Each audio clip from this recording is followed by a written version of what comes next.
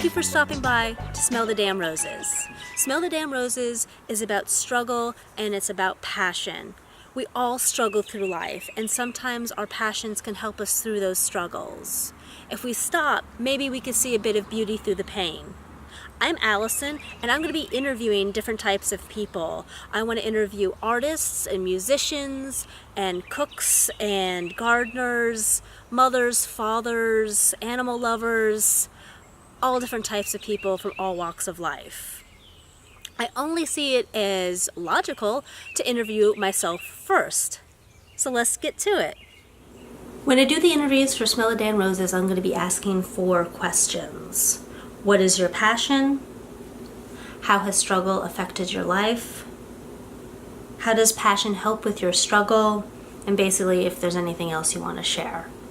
So I'm going to be interviewing myself today, which is a little strange, but like I said, I wanted you to get to know who I am. What is your passion?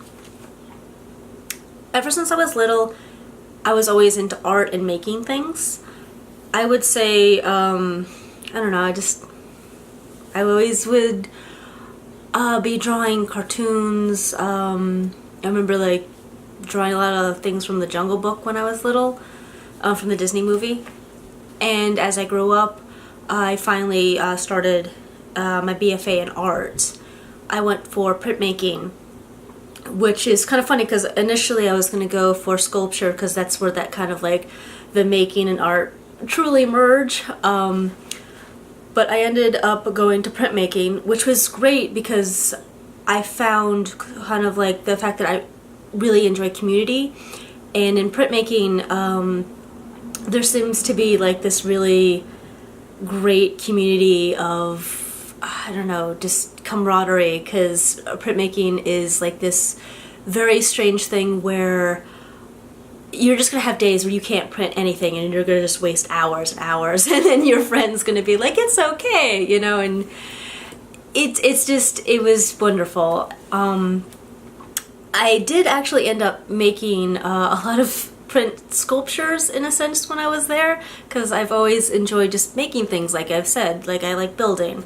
I ended up my senior thesis being a comic book, which was wonderful. It was kind of a photo comic, like mindscape kind of a thing, where it was just a bunch of writings that I did in almost like a stream of consciousness. So it sounds a little more wackadoo than I think it was, but it was really fun, and I got to work with 3 very close friends of mine at the time. I have never really been able to stick to one art style. It's just, I have too much fun exploring different arts and the different tools and different things like that. So after I got out of college, I did something which I put under the banner of Goats and Glory, where I was really just making cute animals with big eyes and making little funny background stories for them. Like I would have Hortense, and she was a goat, and I think she, I don't even remember what her hobbies were, but they all had hobbies. I'll put them down at the bottom. And then I did one of my cat Tulip, and I'm pretty sure that one of her hobbies was just enjoying tacos. Because if my friends had pets, I usually would try to make their pets, and if their pets had a certain kind of hobby, like my friend had this wonderful turtle named Myrtle, and she really liked destroying her filter. She was ruthless. So I did that for a number of years, but I made all of those illustrations. I would do like basically a quick drawing, and then I would take the quick drawing, put it on an Illustrator to make a vector drawing out of it. So I was really getting into using the computer as a tool since I didn't have the print studio anymore.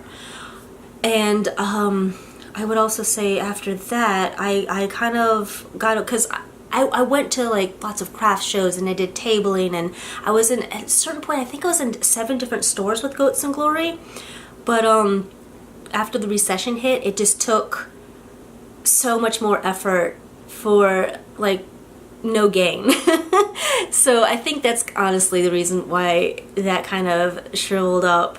I still, you know, do a little bit with it, but not as much. Then I kind of started to shift over to do something more for myself at that point, because I felt like Goats and Glory was getting away of almost what I wanted to do for myself. And at that point, like, why are you, I mean, it's great to have an audience and do something for an audience, but I didn't even really have that audience anymore, so what was I doing? So then I started making these fanciful, like, creatures that was like a melding of, like, plants and moss and lichen and things like that, and I would make them into animals. And I started off where they were just kind of like mounted on wood, and it made me sad because it seemed like I was taking these beautiful, like, amazing deities and then just shooting them and mounting them, and that's what it looked like. And I was just like, that's not what I want to do with these. So I started making it where it looked like they were like portals that they were coming out of, and I was trying to like weave this backstory, like time moves so much slower in their realm than in ours, so that when they come out of the portal, that's why they look like they're statues, because their time is moving so incredibly slowly. So I've been having a lot of fun making them.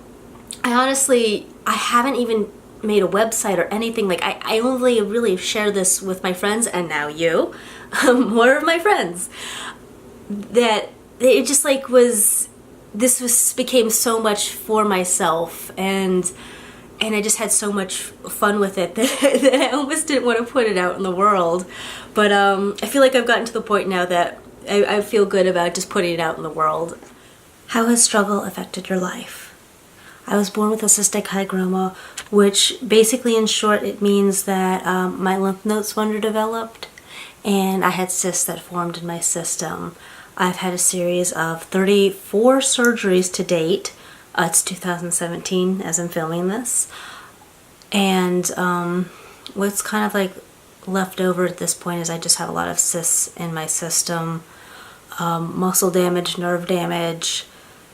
Every time I have to get a surgery, it feels like I'm starting over again. So it just takes me a very long time to get back in the swing of things. Like, I got a surgery in January of this year and then also February of this year. And I'm going to be out of commission, basically, the doctors are saying, for the rest of this year. So for the whole year of 2017.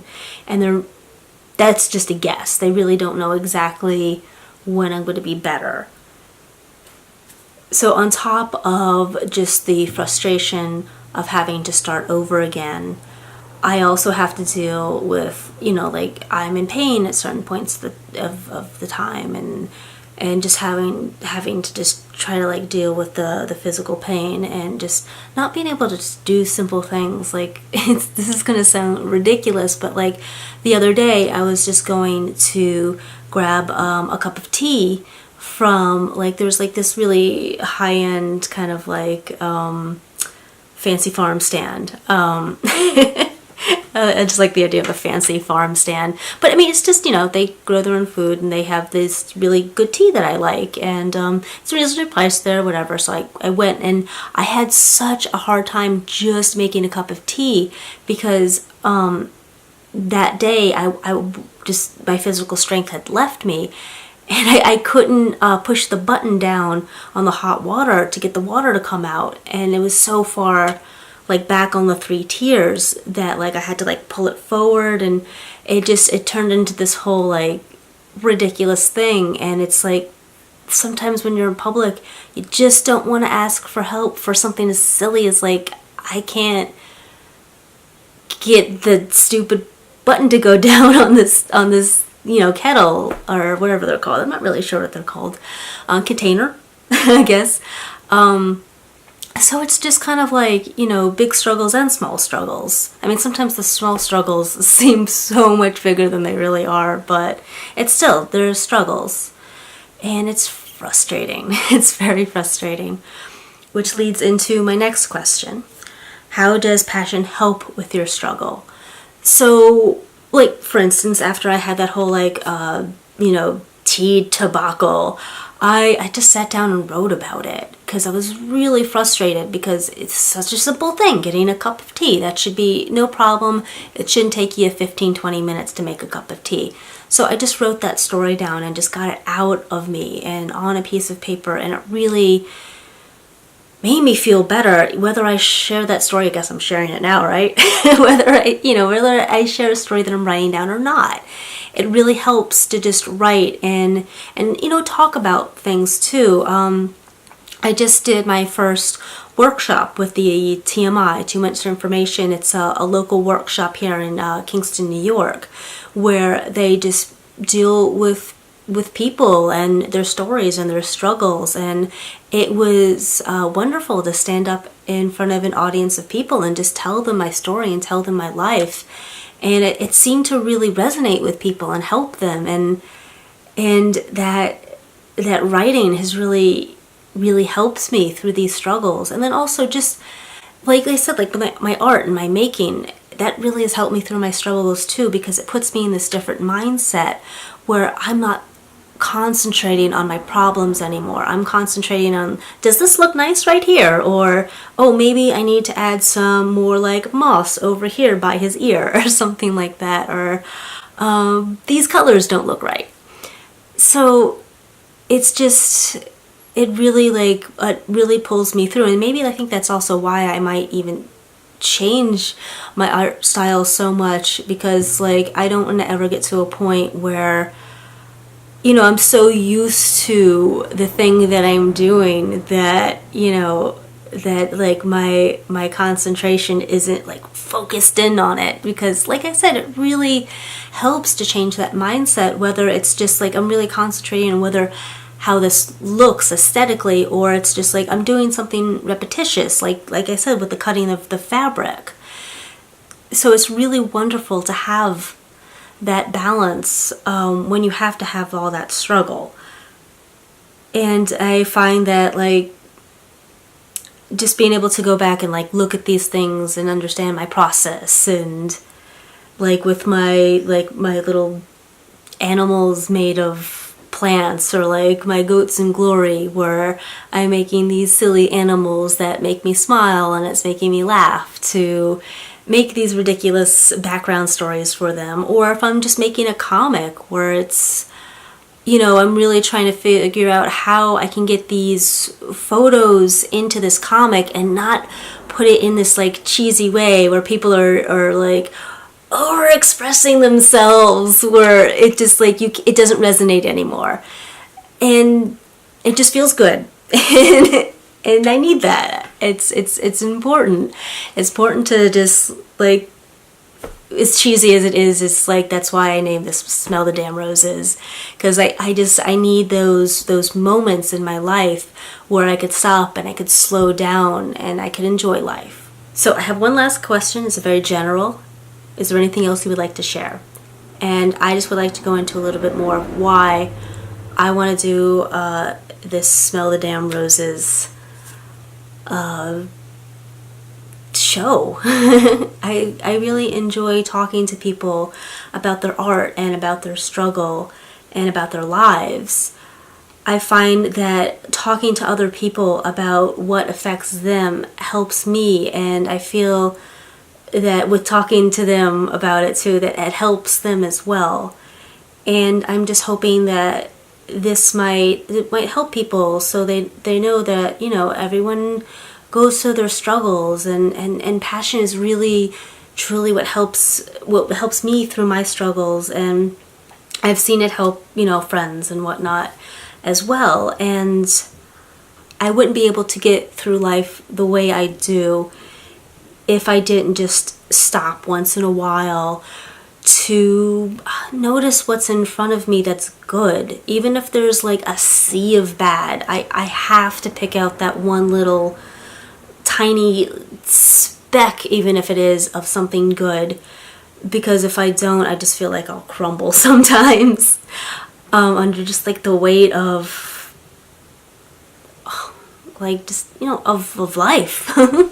So yeah, sometimes we might get a little like deep in this and things like that, but other times I also want to keep this lighthearted as well, so just to have very much about that balance. So I'm going to be finding some guests. I want to interview I have a lot of friends who are artists, I have friends who are writers, fitness instructors, things like that. So I'm going to try to get a plethora of different types of people on here to talk to them, so we can hopefully get people from all walks of life is what I'm hoping. And we'll see how this experiment goes. I'm really excited that you are joining me on this journey. And let's smell the damn roses together. Thank you. Bye.